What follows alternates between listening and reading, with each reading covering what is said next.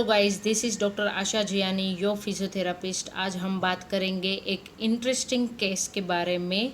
Post Covid rehab में मैं 17 दिन के पहले एक पेशेंट से मिली। वो सिर्फ सीधा सो रहे थे, नहीं बैठ पा रहे थे, नहीं करवट ले पा रहे थे, नहीं उल्टा सो पा रहे थे। और स्टैंडिंग की तो बात ही मत पूछिए, क्योंकि जैसे ही वो अपना पोजीशन चेंज करते थे उनका ऑक्सीजन ड्रॉप हो जाता था।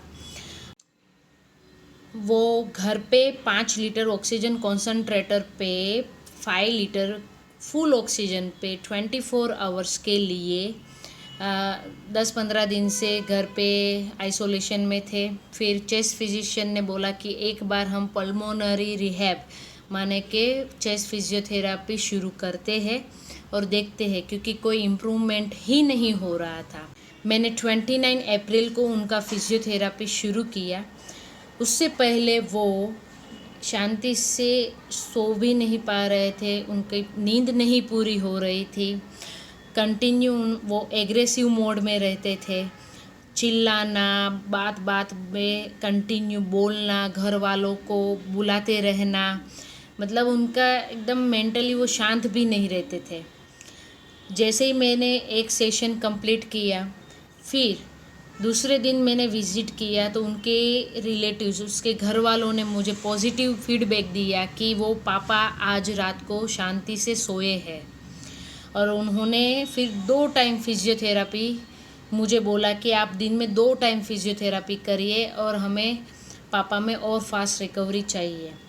वो अंकल 5 लीटर ऑक्सीजन पे थे। 4 दिन पे मैंने उनको स्टैंडिंग वाली पोजीशन ली, तो जो 5 लीटर ऑक्सीजन पे 90 ऑक्सीजन ऑक्सीमीटर में दिखा रहा था, वो सडनली ड्रॉप होके 60 पे आ गया। हमें तुरंत उनको लेटाना पड़ा, सारी उनकी फिजियोथेरापी भी की। मतलब ऐसी हालत है इमरजेंसी वाली।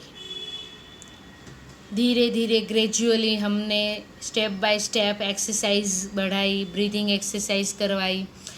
तीसरे चौथे दिन पे वो 5 मिनट के लिए उल्टा सो पाए और उनका ऑक्सीजन लेवल थोड़ा बढ़ना शुरू हुआ। स्टेप बाय स्टेप आज 70वां दिन है।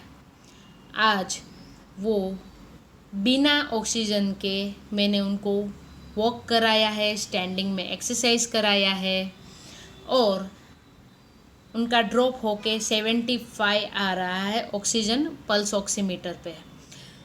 पहले जो 60 आ रहा था, अब 75 आ रहा है और हम उनको आधे लीटर पे ऑक्सीजन दे रहे हैं, तो उनका वापस 90 प्लस पे आ जा रहा है। तो ये एक पॉजिटिव साइन है।